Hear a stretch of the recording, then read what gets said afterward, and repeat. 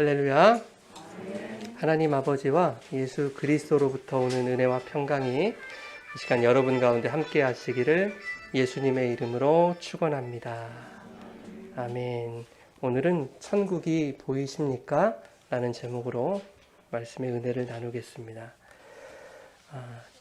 제 딸이 4살, 5살 무렵에 놀이터에 가면 가장 신나게 하는 놀이가 있었습니다. 모래바닥에 숨어있는 장난감 총알 있죠? 비비탄이라고 하는 그것을 찾는 거였어요. 온 신경을 집중해서 이렇게 총알을 찾고 있으면 아이들이 뭐 하는가 이렇게 볼 거 아니에요. 그런데 그 중에 하나가 쪼르륵 옵니다. 그래서 같이 합세해서 그 모래바닥을 헤집기 시작합니다. 저는 장난으로 이제 지안이한테 지안이가 전도했다고 그렇게 장난을 치면서 웃었던 기억이 있습니다. 아빠의 눈으로 볼 때는요, 저게 뭐 그렇게 재밌을까? 도무지 이해가 되지 않습니다. 덮여있는 모래를 손바닥으로 헤쳐야 되고 땅속에 박혀있는 그 총알을, 더러운 총알을 손가락으로도 끄집어내야 되고, 이것을 보니까요 위생상으로도 별로 좋아 보이지 않더라는 거예요. 그래서 지안이한테 다른 놀이 하자 이렇게 몇 번을 권해봐도 아니라는 거예요. 그거 해야 되겠다는 거예요. 제 딸이 숫기가 별로 없거든요. 유치원에서 친구들과 곧잘 놉니다. 잘 어울려서. 그런데 밖에서 이제 놀이터에서 같은 반 친구를 만나면 잘 이렇게 쉽게 어울리지를 못해요. 물론 자기랑 잘 안 맞는 친구가 있어서 그렇기도 하지만은 수많은 부모님들의 눈이 지켜보고 있다고 생각하니까 그게 좀 부담스러운 모양이에요. 그런데 모래놀이를 하면 우리 지안이가 완전히 달라지기 시작합니다. 모래놀이를 시작하면 여기저기서 이제 아이들이 막 몰려오거든요. 모르는 아이들도 막 몰려오거든요. 근데 그 많은 아이들과 잘 어울리더라 하는 거예요. 제법 큰 소리로 그 놀이를 주도하기도 합니다. 얼마나 기특하고 대견하든지요. 엄마가 사주신 새 옷을 입고 흙바닥에 앉아서 땅 파고 밭고랑을 만들고 그리고 물을 붓고 이렇게 재밌게 노는데, 재밌게 노니까 흐뭇하기는 하지만 엄마 아빠가 그거 재밌겠습니까? 심란한 거죠. 엄마 아빠는. 야, 새 옷인데 저걸 어쩌나. 빨리 걱정하고 있고, 집안에 모래 다 떨어질 텐데 청소 걱정하고 있고, 저걸 어떻게 씻나, 씻길까, 씻길 걱정하고 있고, 마음이 어수선해집니다. 근데 쟤는 왜 모래놀이만 하면 저렇게 담대해지고 기쁘냔 말이죠. 도무지 이해가 안 되는 거예요. 그날도 유치원 보낼 때 다른 옷 입히려고 했었는데 자기는 꼭 그 새 옷을 입어야 되겠다고. 그래서 그 새 옷을 입힌 것이거든요. 그만큼 그 새 옷이 좋았던 것이고 보여주고 싶었던 것이고 자랑하고 싶었던 옷이었습니다. 그런데 그 새 옷이 더러워지든 말든 나는 모래놀이를 해야겠다라는 거 아니겠습니까? 도대체 왜? 그리고 쟤들은 그 더러운 모래바닥에서 왜 저렇게 신나게 기쁘게 노냔 말이죠. 뭔가 그들에게만 보이는 비밀이 있을 거다 하는 겁니다. 여러분, 우리도 머리로는 다 수긍이 되죠. 머리로는 다 압니다. 애들이니까 그래. 애들이니까 재밌을 거고 애들이니까 기쁜 거지 뭐. 그러나 굳이 내가 그거 하고 싶지는 않단 말이죠. 재밌거나 기쁠 이유가 나에게는 없거든요. 어른인 나에게는 그게 기쁘지 않아요. 여러분에게 만약 새 옷을 입혀놓고 모래바닥에서 흙놀이를 하십시오 라고 한다면 여러분 그게 재밌겠습니까? 기쁘겠습니까? 심란한 거죠. 짜증이 나죠. 그런데 누군가가 귓속에다 대고 당신만 알고 계세요. 거기에 100억이 묻혀 있습니다. 라고 한다면 나만 알고 있는 그 비밀이 얼마나 기쁠까요, 여러분? 뭐 새 옷이 대수겠습니까? 시궁창이라도 들어가지 않겠어요? 여러분, 비밀은요, 이 비밀의 내용을 내가 모르기 때문에 비밀이라고 하는 겁니다. 나에게 가려진 것이 비밀입니다. 그런데 그 비밀의 내용을 아는 사람에게는 그게 비밀일까요? 더 이상 비밀이 아닌 거죠. 그것이 얼마나 가치 있는 보물인지 내가 의식하지 않아도 나는 이미 알고 있기 때문에 그것이 그냥 보이는 것이죠. 그래서 보이는 그것이 기쁜 것이죠. 도대체 쟤들은 왜 흙놀이가 재밌는 걸까? 어른들에게는 가려져 있던 그 비밀이지만 아이들에게는 그것이 훤히 드러나 보이는 기쁨인 것입니다. 숫기 없던 우리 지안이가 그 모래바닥에서 모두와 어울려서 씩씩하게 신나게 즐겁게 기쁘게 그렇게 노는 것을 보면서 마치 천국이 그와 같겠다라는 생각을 한번 해보게 되었습니다. 본문 44절에 천국은 마치 밭에 감추인 보화와 같다라고 말합니다. 그런데 밭에 감추인 보화, 그 천국을 발견한 사람은 뭐 한다고 말하고 있습니까? 기뻐한다고 말하고 있어요. 여러분, 보화를 발견하면, 천국을 발견하면 기쁜 거예요. 심란하진 않습니다. 오늘 말씀이 비유거든요. 지난주에 이어서. 비유는 이해하기 힘든 내용을 보다 쉽게 이해시키기 위해서 우리 주변의 여러 가지 사례들을 빗대어서 그렇게 설명하는 것이요. 그것이 비유인데, 예수님의 비유는 좀 다르다고 했죠, 여러분. 예수님이 비유로 말씀하시는 것은 더 어렵게 하시기 위함이었다. 이렇게 말씀을 드렸습니다. 천국의 비밀을 아는 것이 허락되는 자들이 있는가 하면, 보아도 보지 못하며 들어도 듣지 못하고 깨닫지 못하는 자들이 있더라 하는 거 아니겠어요? 그런데 보지 못하고 듣지 못하고 깨닫지 못하게 하려고 주님은 이 비유로 말씀하신 것이다. 마태복음 13장 13절에 주님이 말씀을 하신다고요. 지난 시간에 우리 씨 뿌리는 비유에 대해서 배웠습니다. 그 비유를 우리가 노력하여 옥토가 되어보자 라는 이야기로 우리가 받아들이게 되면 그 말씀은 여전히 그 사람에게 숨겨진 비밀이 될 뿐입니다. 마가복음에도 동일한 말씀을 하시는데요. 우리 마가복음 4장 12절 말씀 함께 읽어보겠습니다. 비밀을 너희에게는 주었으나 이는 그들로 보기는 보아도 알지 못하며 듣기는 들어도 깨닫지 못하게 하여 돌이켜 죄사함을 얻지 못하게 하려 함이라 하시고. 아멘. 여러분, 비밀이라는 것은 누군가에게는 감추려는 의도를 지니고 있죠. 그러나 누군가에게는 알려야 하겠기에 누군가에게는 감추려는 것이 비밀입니다. 누군가에게는 알리려고 누군가에게는 감추는 것이 비밀이에요. 그래서 주님은 비유라는 방식을 이렇게 쓰시는 것인데, 비밀을 아는 것이 허락된 자들이 있고 깨닫지 못하여 구원 못 받게 하시려는 자들이 있다는 거예요. 그러니 이 비유를 우리가 깨닫는 것은 얼마나 중요한 일입니까? 왜? 구원과 직결되는 문제이기 때문에 그래요. 그런가 하면 외인들에게는 철저히 숨기시려는 이야기가 이 비유라고 말씀하시는 거예요. 누군가들에게는 철저히 숨기시려는 이야기가 이 비유이기 때문에 비유는 절대 만만하게 볼 것이 아닙니다. 쉬운 게 아니에요. 비유는 매우 어려운 겁니다. 그래서 깊이 묵상하지 않고 표피적인 내용으로만 우리가 이해하려고 한다면 그 속에 감춰진 보화를 우리는 발견하지 못하게 됩니다. 숨겨진 비밀로 남을 뿐 그에게 기쁨은 찾아오지 않습니다. 오히려 그 비밀에 걸려 넘어지게 되고 맙니다. 베드로전서 2장 6절에서 8절 우리 같이 읽겠습니다. 성경에 기록되었으되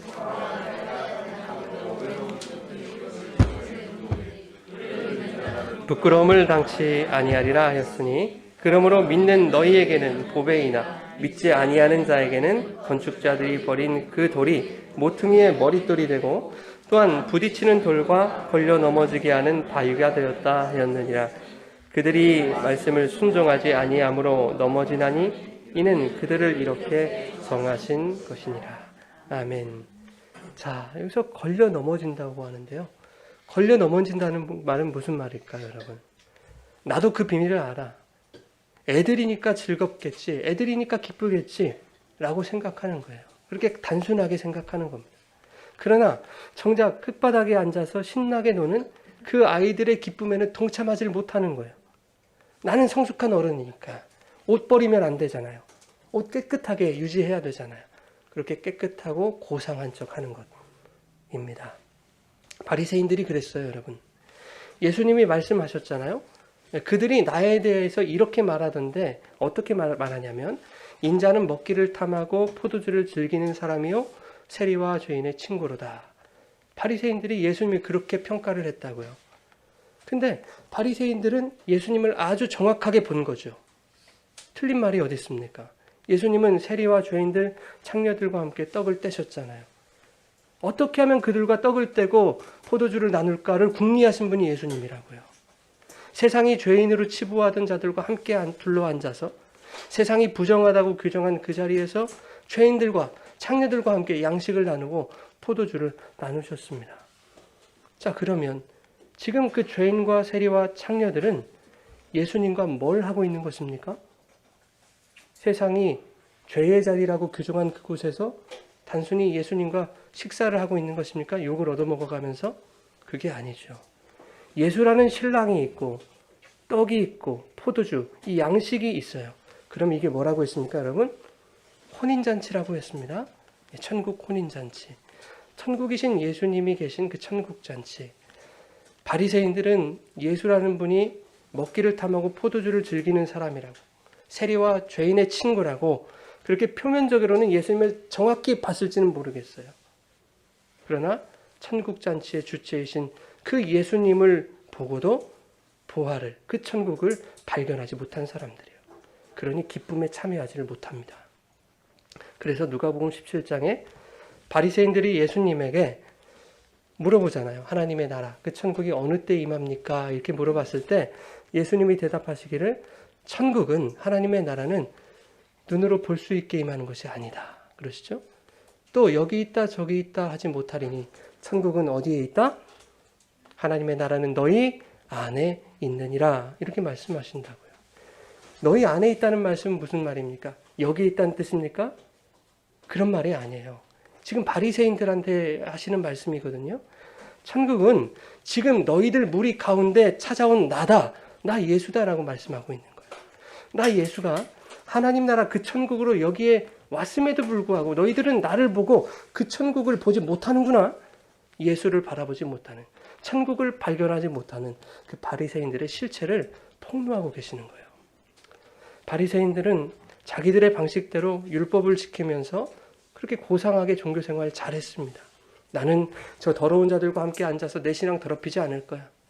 죄인들과 함께 있는 자리, 그 더러운 자리, 죄의 자리에 앉지 않을 거야. 나는 성숙하니까, 나는 거룩하니까 1회에 2번씩 금식하고 11조 드릴 거야. 저들처럼 토색, 불이, 간음 저지르지 않을 거야. 라고 말하면서 실제로 그들은 그렇게 살았습니다. 누가복음 18장에 바리새인과 세리의 비유가 있지요. 거기서 본인들 입으로 그렇게 말하지 않습니까? 나는 그렇게 살았다. 여러분, 바리새인은 남의 것 빼앗지 않고 양심적으로 그리고 도덕과 윤리를 잘 지키며 타의 모범이 된 삶을 살았습니다. 정말로 그렇게 살았습니다. 그들이 열심히 금식하고 근검절약을 해서 뭐 했을까요? 그 남은 걸로 뭐 했을까요, 여러분? 그걸로 가난한 사람들 도왔습니다. 많은 유대 문서들에 기록되어 있는 사실들이에요. 그러면 그런 바리새인들은 칭찬받아야 마땅한 것 아니겠어요? 그러나 예수님은 누가복음 16장에 바리새인들에 대하여 이렇게 말씀하십니다. 바리새인들은 돈을 좋아하는 자들이라 이렇게 말씀하신다. 얼토당토하는 말씀을 하시는 거예요. 아니죠. 바리새인들은 오히려 돈을 멀리한 사람들이죠. 그러니 그 말씀을 듣고 바리새인들도 비웃는 겁니다. 뭐라고? 우리가 돈을 좋아한다고? 예수님의 그 말씀을 사람의 말로 들으면 웃긴 거예요, 여러분. 누가복음 16장 14절 우리 같이 한번 읽어볼까요? 바리새인들은 돈을 좋아하는 자들이라. 예수님의 말씀이에요. 그런데 예수님의 말씀을 사람의 말로 듣고 사람의 이 세상의 가치로 해석해버리면 예수님의 말씀은 조롱당할 말씀밖에 되지 않아요. 이 웃긴 말밖에 되지 않습니다. 우리는 절약하고 청렴하게 살면서 구제하고 돕는데 힘쓰는 그런 사람들인데 우리가 무슨 돈을 좋아한단 말이야.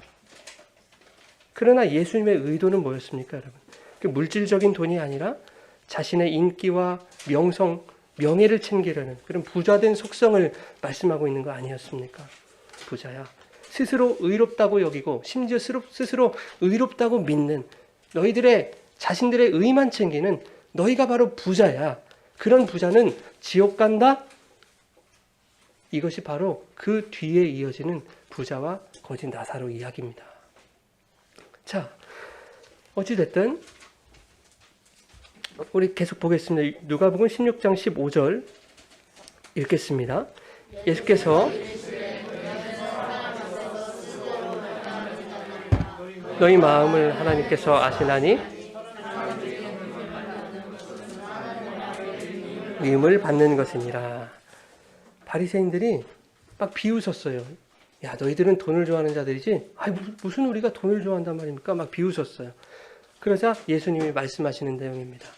너희가 아무리 금식하고 11조하고 모범적으로 살고 구제를 해도 너희는 너희의 그 모든 종교적 행위를 다른 사람들 정죄하고 비난하는 데 사용하는 사람들이다. 세리들 비난했잖아요. 우리는 세리와 같지 않게 하심을 감사합니다. 비난하잖아요. 너희 행위의 목적은 스스로를 높이는 것에 지나지 않는다. 그것에 너희의 목적이 있지 않는가? 하나님은 그런 자들을 미워하신다 라고 말씀하고 있는 겁니다. 여러분, 바리새인들은 눈앞에 부화가 있어도 천국잔치가 열리고 있어도 보지 못한다는 거예요. 거기에 참여하지 못한다는 겁니다. 그저 남들을 비난하며 자기는 고상한 척 자기 의만 챙기면서 자기 만족을 느끼면서 배부르다고 배만 두드리는 그런 사람들이 바로 바리새인과 같은 사람들입니다. 그렇게 배를 두드리는 게 뭐라고 했습니까, 여러분? 술 피우며 일을 간다고 하는 거예요. 내 입속에 뭔가 만족할 만한 양식이 있다고 생각하고 뭔가를 씹는데 정작 양식은 없어요. 그러니까 이만 부딪히는 거예요. 슬퍼요. 이만 갈리는 거예요. 진짜 그 양식은 어디 있습니까? 그들이 죄인이라고 규정해버린 세리와 죄인과 창녀들의 입에 그 양식이 있는 거예요, 지금. 그들은 기쁘죠. 죄인이라고 비난과 손가락질을 받으면서도 그 입에 양식이 있으니까 너무 기쁜 거예요. 그런가 하면 바리새인 같은 사람들 이외에 비밀이 허락된 자들, 비밀을 아는 것이 허락된 자들도 있다라고 말씀하시죠. 마태복음 11장 25절, 26절 우리 같이 읽겠습니다. 그때에 예수께서 대답하여 이르시되 선지의 주제이신 아버지여 이것을 지혜롭고 슬기 있는 자들에게는 숨기시고 어린아이들에게는 나타내심을 감사하나이다. 옳소이다. 이렇게 된 것이 아버지의 뜻이니이다. 아멘. 자, 여러분, 어른들은 이제 큰일 났습니다. 그죠? 애들만 천국 간단 말입니까?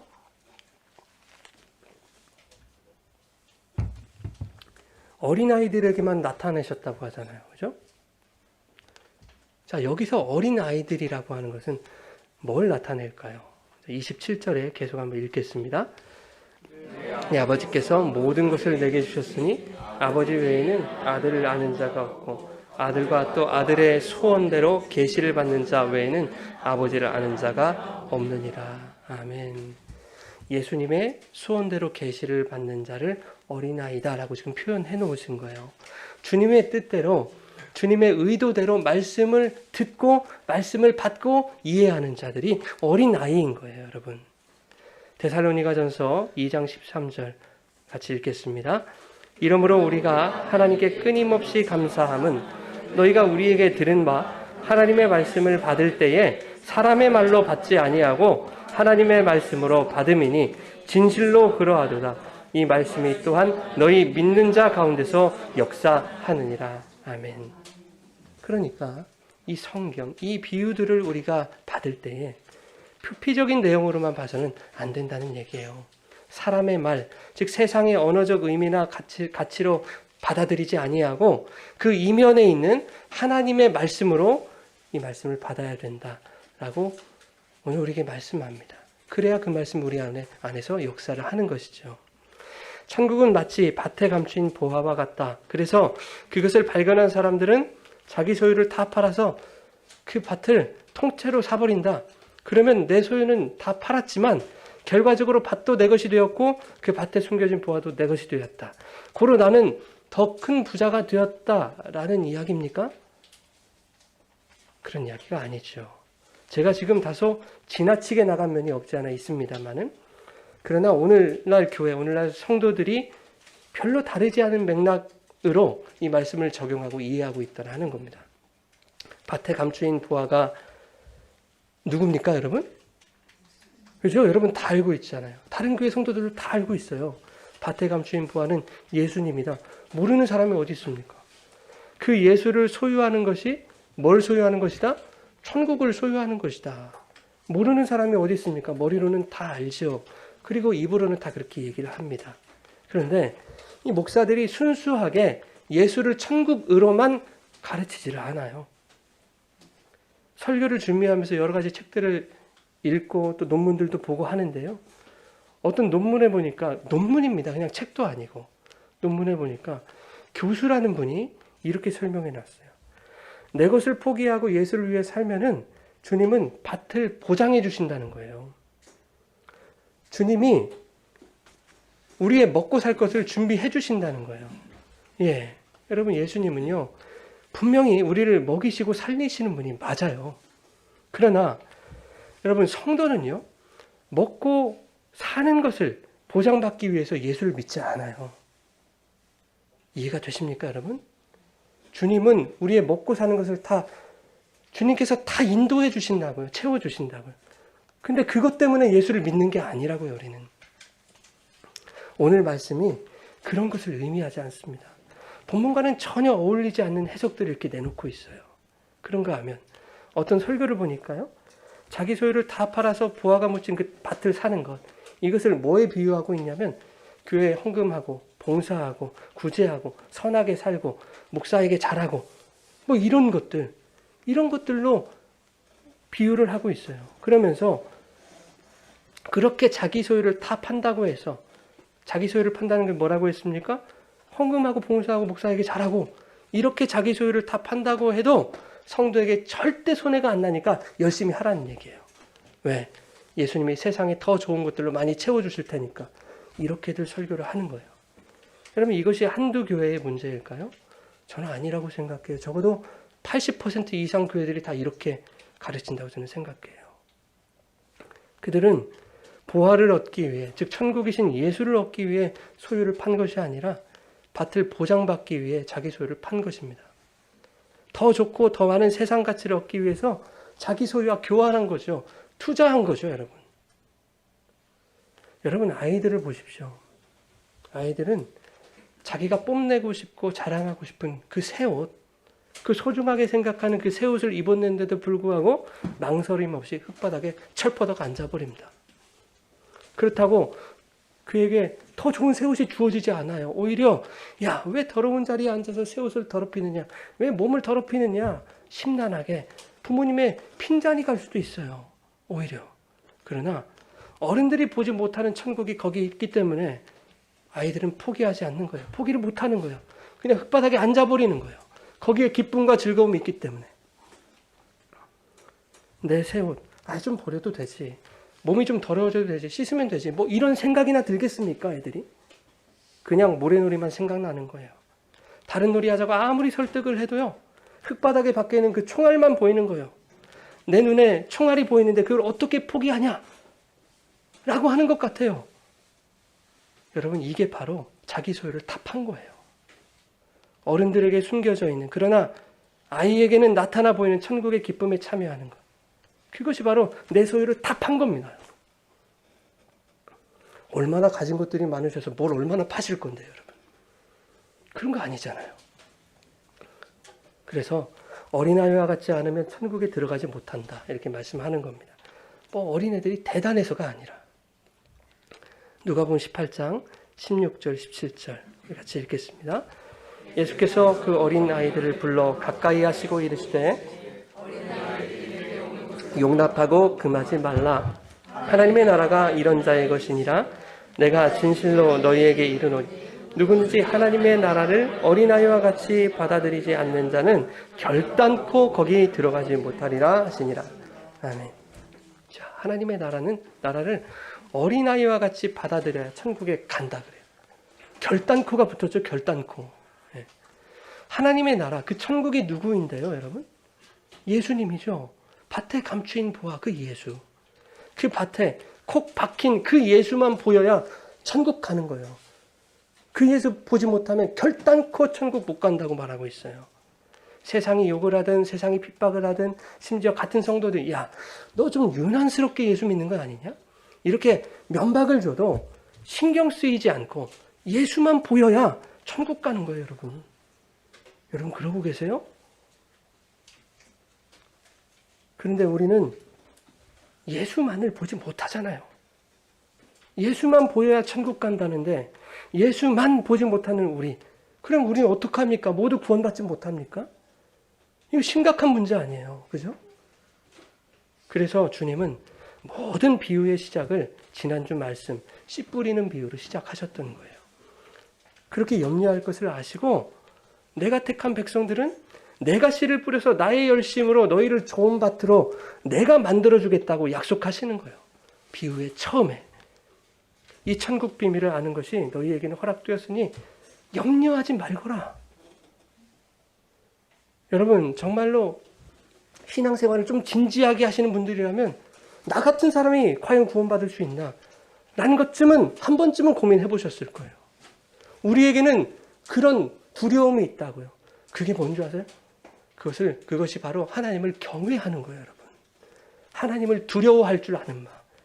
그런데 그렇게 하나님을 두려워함으로 경외하는 자들에게 하나님은 우리에게 뭘 약속하시냐면 내가 너희를 옥토로 좋은 밭으로 내가 만들어 갈 거야 라고 약속해 주시는 게 씨 뿌리는 비유예요. 모든 비유에 처음에 나와 있다고요. 그렇게 우리를 안심시키시는 거예요. 자, 에베소서 1장 8절 9절 같이 읽겠습니다. 이는 그가 모든 지혜와 총명을 우리에게 넘치게 하사 그의 기뻐하심을 따라 그리스도 안에서 때가 찬 경륜을 위하여 예정하신 것이니. 아멘.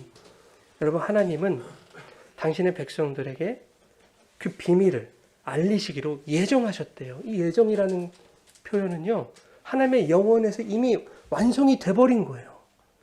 이거는 번복할 수 없는 거예요. 이 비밀을 여러분들에게 알리시기로 예정하셨대요. 누구 안에서? 그리스도 십자가 안에서. 어떻게? 우리에게 주님께서 우리에게 보내신 보혜사 성령의 그 모든 지혜와 총명을 우리에게 넘치게 하심으로. 그러니 하나님의 구원의 경륜 안에 있는 그 성도들에게는 절대 실패가 있을 수 없는 거예요, 여러분. 여러분, 다른 것으로 위로받지 마시고요. 이것으로 위로받으세요. 그렇구나. 나는 도무지 옥토가 될 수 없고 도무지 구원받을 수 없는 자격 없는 인생이었는데 하나님이 나라고 하는 연약한 존재를 하나님의 열심으로 좋은 밭을 만들어 하나님의 구원에 이르게 하시는구나 라고 하는 그 사실에 여러분 위로가 되시고 그것이 여러분들의 힘과 능력이 되십시오. 어떤 걸로 여러분들의 소망을 삼으실 거예요? 예수님이 모든 비유를 씨 뿌리는 비유로 시작하시는 이유 또 하나가 있습니다. 마가복음 4장 13절 우리 같이 읽겠습니다. 또 이르시되 너희가 이 비유를 알지 못할진대 어떻게 모든 비유를 알겠느냐. 예, 무슨 뜻입니까? 씨 뿌리는 비유를 제대로 깨닫지 못하면 다른 비유도 다 너희는 모르게 될 거야. 그런가 하면 다른 모든 비유들도 이 씨 뿌리는 비유의 의미와 똑같은 거야 라고 말씀하는 거 아니겠어요? 주님은 비유를 통해서 오직 하나의 진리만 말씀하시고 싶으신 거예요.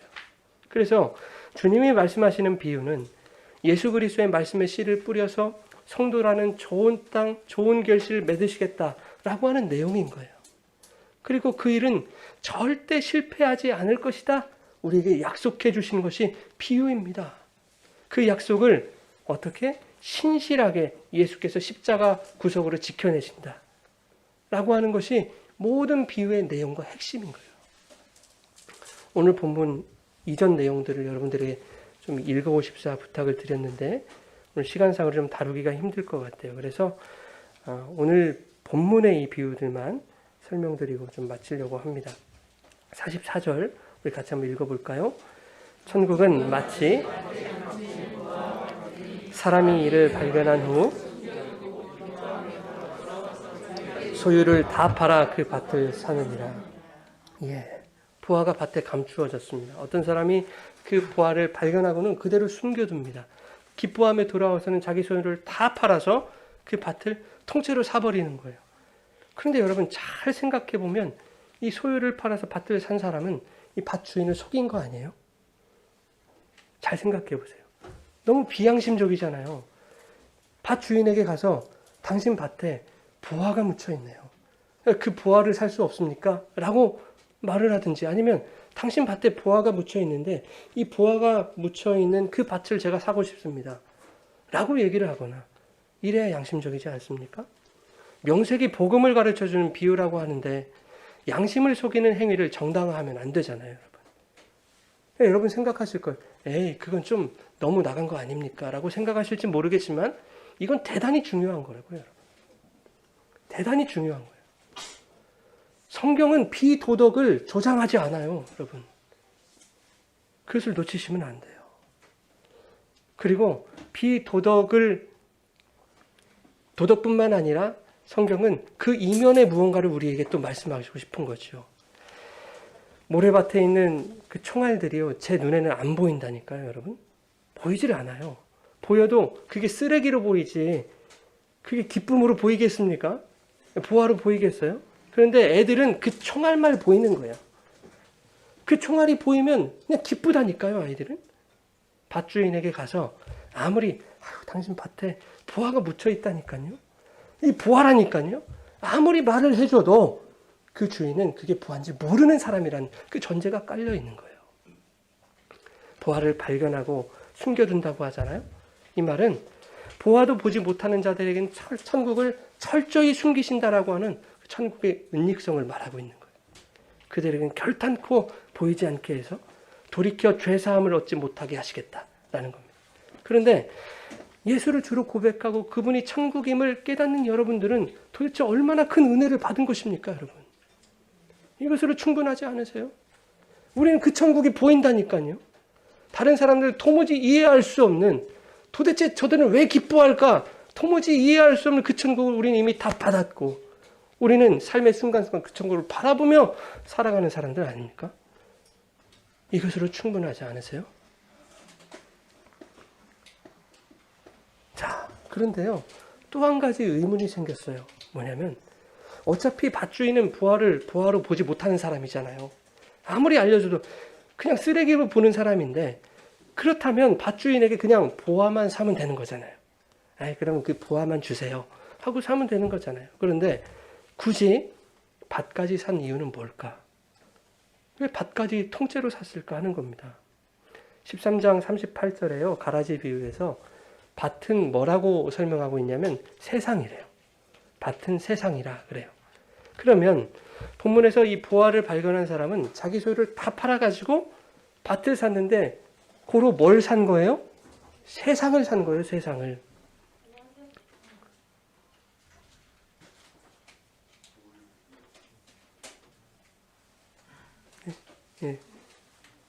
세상을 산 거예요. 보화를 발견한 자들이 어디야? 무슨 일이 일어났죠? 예. 감사합니다. 일용할 양식을 또. 예. 자, 보화를 발견한 사람이 지금 소유를 다 팔아가지고 밭을, 그 세상을 사버렸어요. 그러니까 보화를 발견했으면 여러분 그 세상을 버려야죠. 왜 세상을 삽니까? 그러니까 더 이상하게 된 거예요, 지금.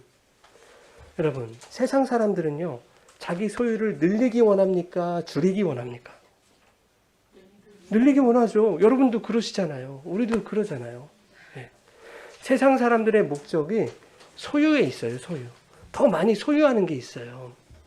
네. 그런데 보화를 발견한 자가 소유를 다 팔아서 밭을 샀다, 세상을 샀다라고 하는 것은 보화를 발견한 자들이 살아가는 세상의 그 목적은 더 이상 소유를 늘리는 것에 있지 않다라는 것을 지금 성경이 말씀하고 싶은 거예요. 보화가 묻힌 밭을 산 사람에게 있어서 밭은 아무런 가치가 없는 거예요. 그에게 있어서 가치는 오직 뭐밖에 없어요? 보화밖에 없어요. 천국밖에 없어요. 그럼에도 불구하고 모든 소유를 팔아서 밭을 샀다고 하는 것은 이 땅에서 보화를 발견한 사람들은 세상 사람들처럼 소유를 쌓는 것에 가치나 목적을 두지 않고 추하고 험하고 고단한 세상이라 할지라도 보화가 담긴 천국으로 바라보며 천국 잔치를 그 안에서 경험하고 기쁨을 누리며 살게 되더라 하는 것을 말씀하고 싶으신 거예요. 세상 사람들이 가치로 삼는 그것을 완전히 가치 없는 것으로 선언해버리는 삶을 그들은 살아가더라. 여러분, 우리 그렇게 살아가고 있습니까? 저와 여러분이 그런 삶을 살았으면 좋겠습니다. 예수님 한 분으로 만족하고 예수님으로 인해서 기쁘고 어떤 상황에서도 예수님만 바라볼 수 있는 삶의 모든 가치가 예수 그리스도 한 분뿐인 그런 저와 여러분의 삶이 되었으면 좋겠습니다. 우리 계속해서 45절, 46절 읽겠습니다. 또 천국은 마치 좋은 진주를 구하는 장사와 같으니 가서 자기의 소유를 다 팔아 그 진주를 사느니라. 아멘. 자, 퀴즈입니다, 여러분. 퀴즈예요, 퀴즈. 여기서 천국은 뭐라고 합니까, 지금? 자, 천국이 뭐라고요? 자, 여기서 천국은 진주가 아니에요, 여러분.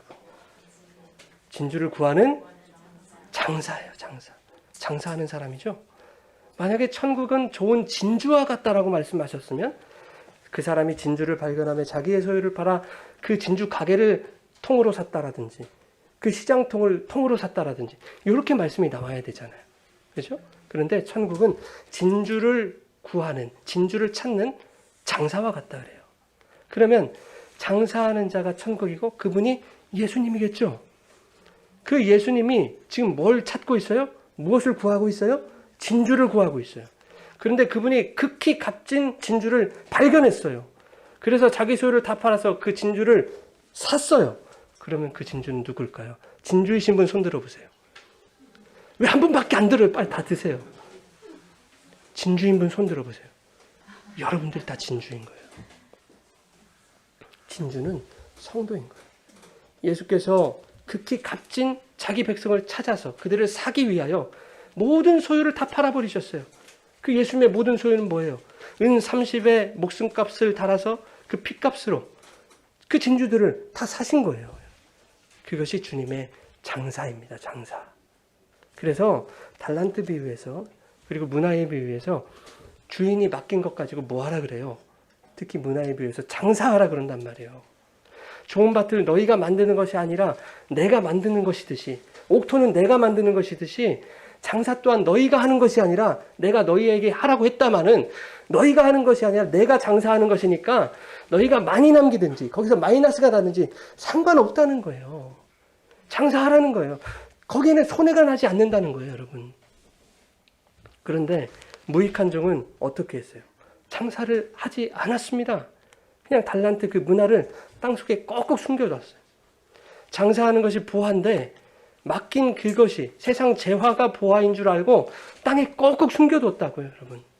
그것은 세상의 소유를 지키는 것을 인생의 목적으로 삼는다는 얘기예요. 밭에 감추인 보화는 장사하는 예수님이 되어야 되는데 무익한 종은 세상의 소유적 가치를 그 밭에 감추인 보화로 만들어버렸어요. 진짜 보화는 이 돈이지 세상의 소유적 가치들이 재화들이지 하고 그것을 꼭꼭 숨겨놨다니까요.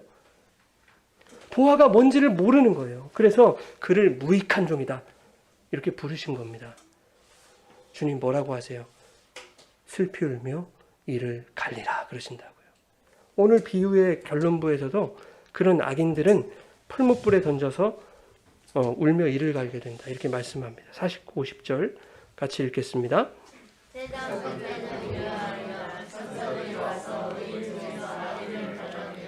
풀무불에 던져 넣으리니 거기서 이를 갈리라.